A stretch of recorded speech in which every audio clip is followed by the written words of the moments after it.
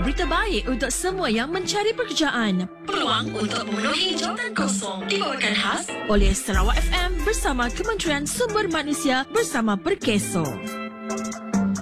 Di Kuching, GQ Marketing Sdn Bhd Kuching mempelawa penduduk tempatan untuk mengisi 30 kekosongan sebagai pekerja am dalam sektor pembuatan di Kuching, gaji RM1,500 sebulan. High di Low Malaysia Sdn Bhd Kuching mempelawa penduduk tempatan untuk mengisi 20 kekosongan sebagai pekerja am dalam sektor perkhidmatan restoran di Kuching, gaji RM2,000 sebulan dan allowance RM60 hingga RM400 sebulan. Alive Rice Construction Sdn Bhd Kuching mempelawa penduduk tempatan untuk mengisi 16 kekosongan sebagai pekerja am dalam sektor pembinaan di Kuching, gaji RM1,500 sebulan. Jawatan kosong di Sarike, Eura Asia Food Reflexology and Beauty Centre Sdn Bhd Sarike mempelawa penduduk tempatan untuk mengisi 2 kekosongan sebagai ahli terapi dalam sektor perkhidmatan reflexology di Sarike, gaji RM1,500 sebulan. Jawatan kosong di Sibu, Nor Sate Islamic Cafe Sibu mempelawa penduduk tempatan untuk mengisi 4 kekosongan sebagai pekerja am dalam sektor perkhidmatan kedai kafe di Sibu, gaji RM57.70 sehari. VIP Sibu mempelawa penduduk tempatan untuk mengisi 3 kekosongan sebagai tukang masak dalam sektor perkhidmatan restoran di Sibu, gaji RM1,800 sebulan. Jawatan kosong di Bintulu, Suajaya Mahir Crop Sdn Bhd Bintulu mempelawa penduduk tempatan untuk mengisi 600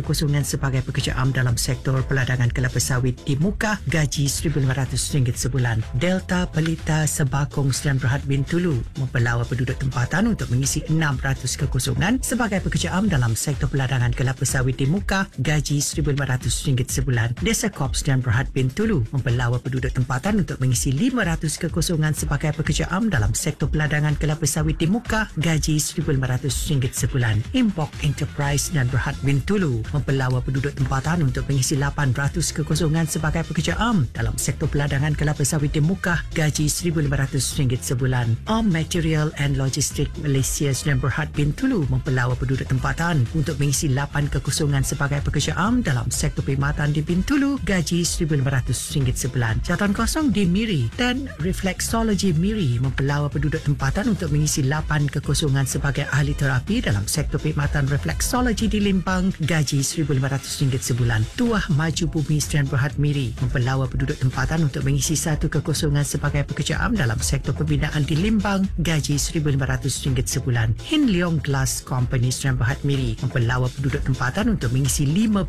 kekosongan sebagai pekerja am dalam sektor perkhidmatan di Miri, gaji RM58 sehari. Untuk maklumat lanjut sila hubungi pejabat Perkeso yang terdekat atau mendaftar di portal pekerjaan Kementerian Sumber Manusia di bawah silian Perkeso iaitu My Future Jobs. Berita baik untuk semua yang mencari pekerjaan. Peluang untuk memenuhi jawatan kosong dibawakan khas oleh Sarawak FM bersama Kementerian Sumber Manusia bersama Perkeso. Rancangan iklan jawatan kosong My Future Jobs ini diterbitkan oleh Unit Pemasaran, Promosi dan Kawasalia RTM Sarawak dan My Future Jobs Broadcast Center. Jangan lupa untuk mengikuti sambungan bahagian ketiga program ini pada esok pukul 1.30 tengah hari dan ulangannya pada pukul 5.30 petang hanya di Sarawak FM Sehati Sejiwa.